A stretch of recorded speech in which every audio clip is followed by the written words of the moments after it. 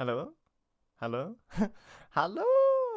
This is the nice zombie speaking, and this is my lonesome podcast where I sort of introduce myself and talk about what it is I do just to get you up to speed. So, yeah, I'm the nice zombie. I'm 21 years old, and you might have noticed I have a bit of an accent, and that's because I come from Sweden, of all places.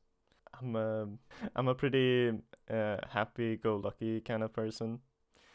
I'm not cynical usually because I feel like it's you know there's so much like bad stuff going on in the world, and I feel like a little bit more positivity could be a nice touch. So that's what I try to be. I try to give a good example. I'm a comic artist, as Frost Drive likes to put it, but I'm well versed in a lot of other mediums. I do animation. I've gone into coding recently. I want to get into music as well because I really like that medium too. And I've been into cosplaying, believe it or not. I might show some pictures of that. I haven't shown my face, so I don't know about that. Maybe. I'm not too worried about that sort of thing though. Like I always, my signature is my name.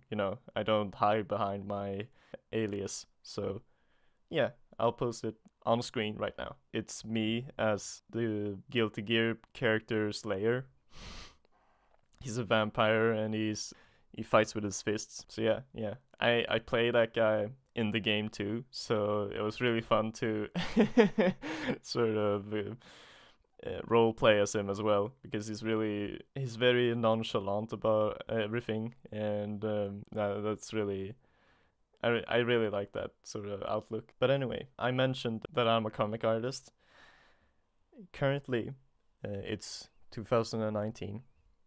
I have two comics going right now. One is my main comic, really, and the other one is sort of on the side whenever I have some extra time or something. So the main comic, Lotta, is it's about this main character Lotta, and she gets trapped into this other world. But the twist here is that the other world that she comes into doesn't actually have any inhabitants on its own, so nobody lives there besides other people who are also trapped there. So there's not really any sort of society structure yet. So they sort of have to make it things up as they go, and they all have to sort of adapt to the new situation and work together. So it's really a character based comic with all the interactions and everything. Like, to give you an example, there's one character that's super strong, like they are born gorillas, just super beef.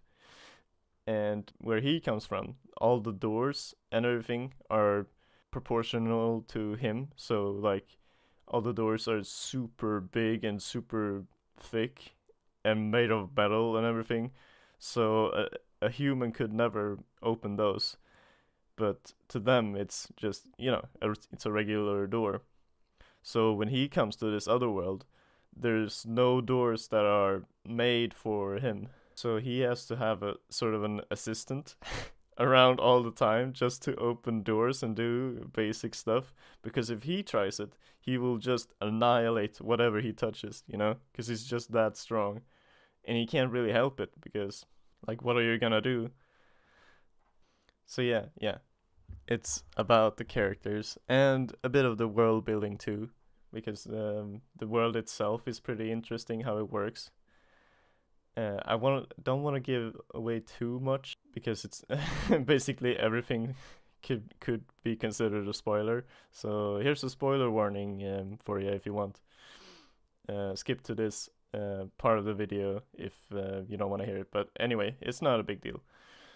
So to keep everybody in check, there's a dictator in charge, So already that's sort of a interesting take. It's like, oh wait, a dictator? Yeah, there's a dictator, and my thought was, could dictatorship actually work if the dictator was a good one? Because usually they're corrupt, and that's sort of like why dictatorships crumble. So I wanted to play with the idea of a dictator who is benevolent and is kind and really is in it for the job and not for his own gains. So yeah, it's really interesting. I I really like working on it, and it probably shows. The other comic though, the one that I sort of don't have time for, but I really like the characters, so I made it anyway. Was It's called Me and Myself, and judging from the title, you may be able to piece together what it's all about. But it's basically, Pixar's Inside Out, where it's like all the emotions are made into characters, and they sort of play with the idea of how the mind works. Well, this is sort of my take on the whole thing. So right now, you're watching me clapping hands with my happy character, Tofu Joy. And there's 6 characters. This is the first one. She's always happy. She's always super kind. Also, just obscenely powerful. Just omnipotent god being. And that's also why she doesn't have a care in the world, because nothing can really touch her. So she can do anything. She can clone herself. She can pull out holes from her pocket. Everything. She works from cartoon logic. And then we have Riley Rage. As you can tell, she's the angry character, and she's also. This is sort of where Pixar and I sort of deviate, because all of my characters, they're super powerful. Like, think Dragon Ball Z type of stuff. So like Riley, the angry character, she can muster up infinite amounts of power, but she can't really contain it, and she's always bursting with energy, so she can go off at any moment. So that's her. And then we have Zack Hype, who's based on hype. He's actually a sibling to Tofu, because they are both positive emotions in that sense. So yeah, he's super energetic and on the go all the time.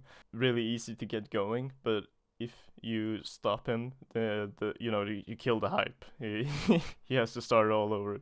And then there's Quota, Focus, and he's sort of like, he's focused, he's concentrated, he's the working man. Yeah, he just keeps everything in check, make sure I'm productive and everything. Super cold. His powers are ice. And then there's Shelby, who's sadness. She's basically there to keep everybody in line, because she can just overwhelm them with emotions and sort of shut them down. And then there's the last one, Maya Fear, who, yeah, again, Pixar has the character Fear be afraid of everything. Well, this is the opposite. So Maya is everything I despise and am scared of. So you can imagine I don't really like drawing her all that much. So yeah, that's all of them, and they're really interesting, and they're also really fun to play with, because unlike the characters from my main comic, they don't really have a plot or a storyline or a setting or anything, so they can sort of jump into other people's works or stuff, So when I talk to other artists, that was a hard word for some reason. I typically use them, since there's no casualties or anything. Like, for example, Tofu has a habit of giving out birthday presents for people. So she goes around spreading joy, and it's really cute. But yeah, I'm really into music as well. That's one of the mediums I haven't gotten into. Like I said, I draw, I animate, I code, I make clothes, for cosplay and stuff.